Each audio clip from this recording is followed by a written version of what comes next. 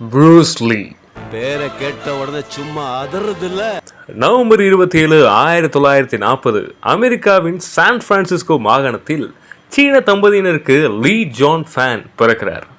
லீயின் தந்தை சீன கலாச்சாரத்தின் புகழ்பெற்ற பாரம்பரிய இசைக்கலைஞர் என்பதால் சின்ன வயசுலேயே ஹாங்காங்கில் குழந்தை நட்சத்திரமா கிட்டத்தட்ட 20 படங்களுக்கு மேலே நடிச்சிருக்கார்.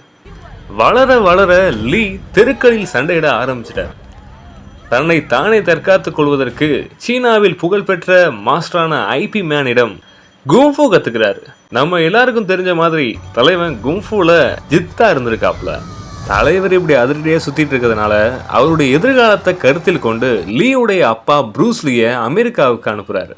அமெரிக்கா வந்த லீ தனது மேல் படிப்பை முடிச்சு குங்ஃபு கலையை அமெரிக்காவுக்கு அறிமுகப்படுத்தி, அது மட்டும் இல்லாமல் ஹாலிவுட்டில் ஆசிய நடிகர்களுக்கு ஒரு பாதையை அமைச்சு தன்னுடைய 32வது வயசில் அதிக தலைவலினால் அவர் எடுத்துக்கொண்ட வலி நிவாரணை அவரை மொத்தமாக தூங்க வச்சிருச்சு.